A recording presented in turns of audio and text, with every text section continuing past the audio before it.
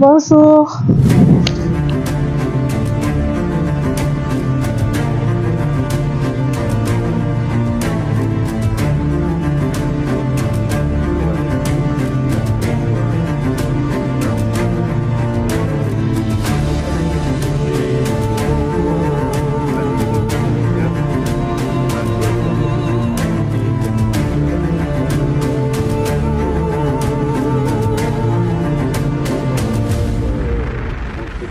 Merci, cher journaliste.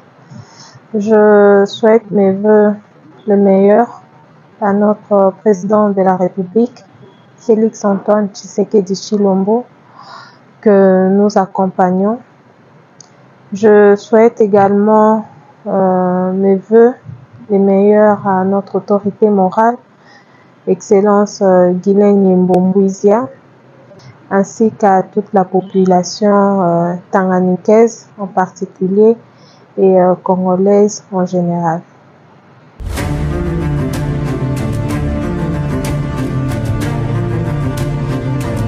Mais avant de répondre à vos questions, permettez-moi d'adresser un message de soutien aux frères et sœurs de Goma et du Nord Kivu en général qui subissent les effets d'une guerre injuste nous est infligée par le Rwanda.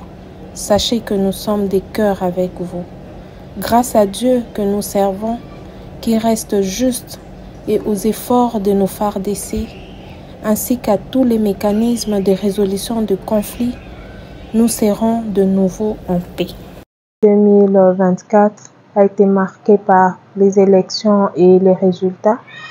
Donc, c'était une année un peu particulière puisqu'il n'y a pas d'élection chaque année, mais également une année positive pour la dynamique Guilaine-Yembo parce que nous sommes restés dans notre vision en ce qui concerne la valorisation du capital humain et l'objectif est de transmettre les compétences et les capacités aux personnes, en tout cas intéressées, afin d'être utiles à la société. Ça, nous avons relevé les défis l'année passée.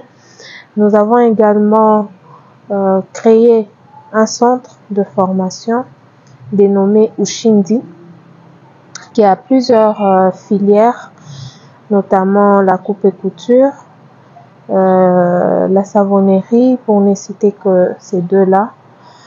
Nous avons également organisé l'accueil de notre autorité morale comme étant vice-premier ministre, ministre de plan. Il a effectué 2 descentes dans cette province pour l'évaluation de projet PEDEL 145 territoires. Il voulait s'imprégner de la situation de sa province. Et la deuxième descente, il avait accompagné notre premier citoyen de la République, le président Félix Tshisekedi Tshilombo. Et la DGN a également participé à l'accueil. Nous avons organisé le jeu concours agricole où il était question d'accompagner le jeune dans ces domaines et les gagnants ont eu droit à un accompagnement financier afin de leur permettre de créer leur propre entreprise. Voilà. Donc, en résumé, voilà ce que la DGN a fait l'année passée et nous sommes très fiers de ça.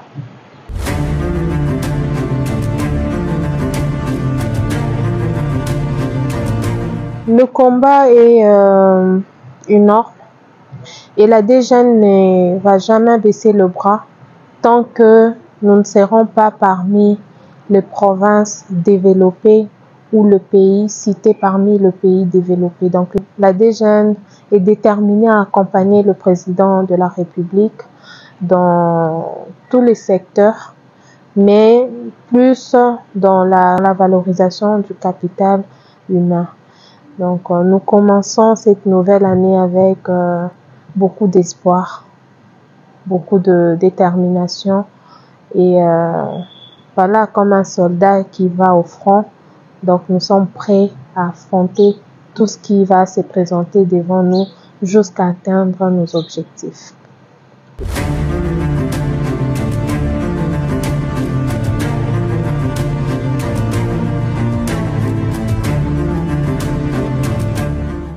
Oui, j'étais très satisfaite parce que nous avons atteint l'objectif.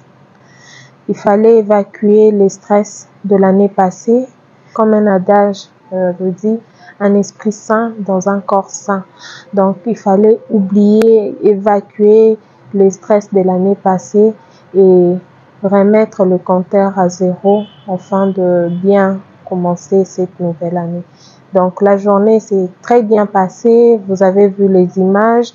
Nous avons vraiment été dans le divertissement et c'était la joie totale.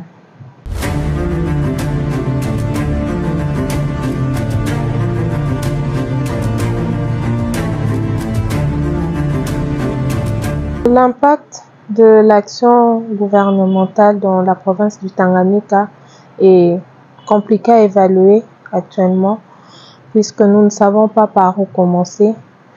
Du fait qu'il n'y a rien de concret.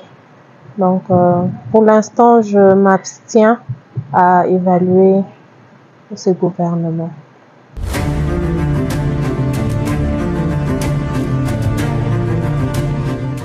Sur le plan sécuritaire, par respect de nos frères et sœurs du Kivu qui vivent des atrocités de la guerre, je ne dirais pas que Kalemi est sur la bande de Gaza actuellement, mais vous comprendrez avec moi que la population vit dans la peur parce qu'il y a une insécurité criante et ça tire chaque nuit.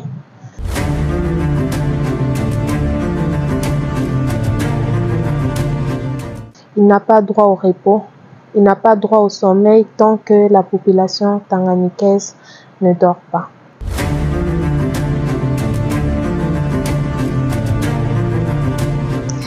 Sur ce plan, ça me fait même rire. Plusieurs gouverneurs se plaisent à passer en toute vitesse sur les artères asphaltées ou à moitié asphaltées dans leur bolide, mais peu ont l'initiative de reconstruire, de renouveler ces artères. Alors d'ailleurs, j'en profite pour féliciter le leadership de notre autorité morale, Guylaine Yembombouizia, d'avoir mené le lobbying dans la recherche de projets de développement dans la route Manono-Kalemi et bientôt on va lancer Nyunzu-Kongolo.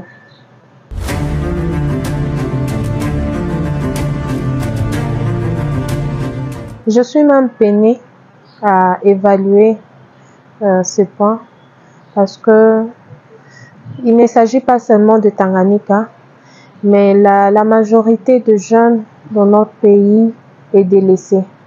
La majorité de jeunes est utilisée pour de fins égoïstes.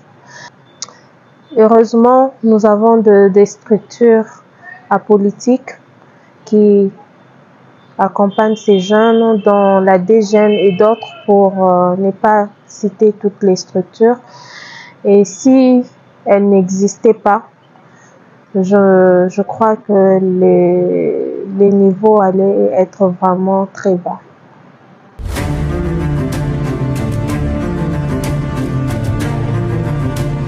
Je salue les efforts de la modernisation de l'Assemblée de la province du Tanganyika sous le leadership du président Cyril Kilpou. Et je demande aux députés provinciaux de rester focus à leur mission et ne pas céder aux caprices de politiciens que nous sommes. Un suppléant et un député sont tous les deux capables de bien exercer leur rôle de député. Donc, je demande seulement aux suppléants de ne pas se sous-estimer, de se considérer comme tels et de remplir leurs devoirs comme étant député provincial ou national.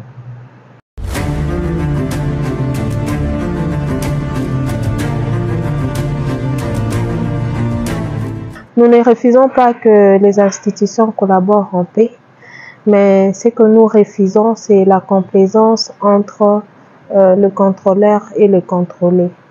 La confiance, c'est bien, mais le contrôle, c'est encore mieux.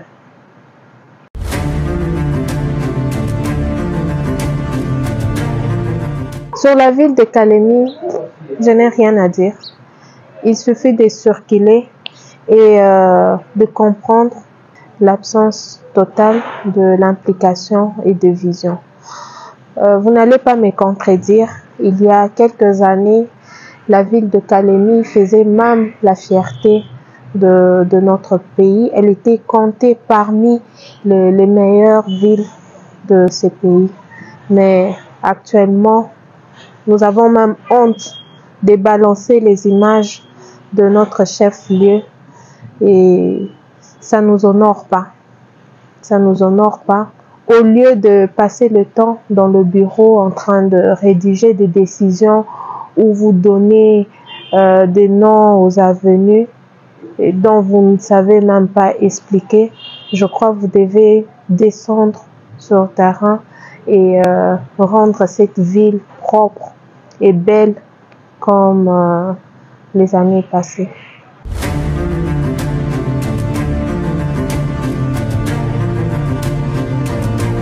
C'est décevant que nous constatons ce genre d'actes dans la province. Je demande juste aux autorités de faire la politique de développement et non une politique stérile. Parce que quand vous détruisez une affiche, qu'est-ce que vous gagnez après? Est-ce que vous prenez la place de la personne ou vous enlevez la vision que la personne a? Non, je ne pense pas. Donc, évitons de salir ou de bafouer les efforts des autres. Je crois, une fois, j'ai dit à une autorité qu'il ne saura pas tout faire seul. Il a besoin de la contribution de tout un chacun de nous pour avoir de bons résultats. Alors, si ils veulent se lancer dans des pratiques qui n'honorent pas, je crois que ça sera une source de désordre.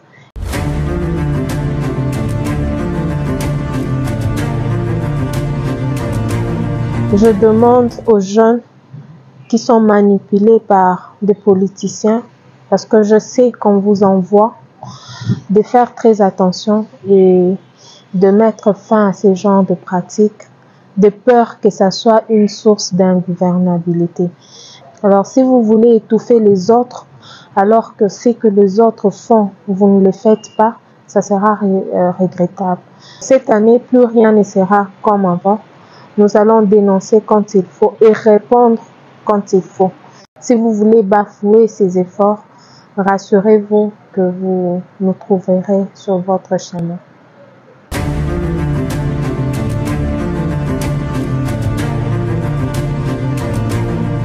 Je dirais au gouverneur de ne pas se disperser.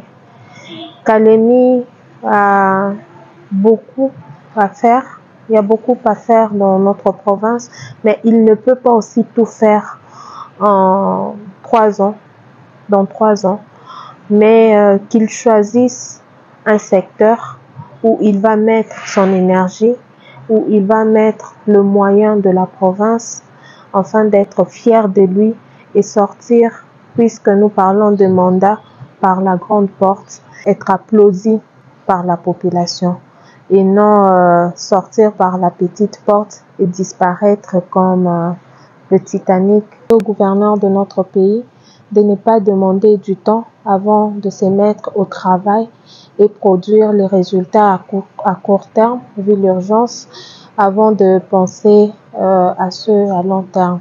Surtout si vous avez passé du temps à promettre et à se vanter d'être la solution aux maux de la province. Il faut mériter la confiance du chef de l'État, Félix-Antoine Tshisekedi Tshilombo, que vous représentez dans vos différentes provinces. La critique est la puissance des impuissants. Si vous vous souvenez d'avoir été apte à la critique avant d'avoir accès à la gestion, ne soyez pas inapte à produire des résultats dès que vous avez accès au fauteuil.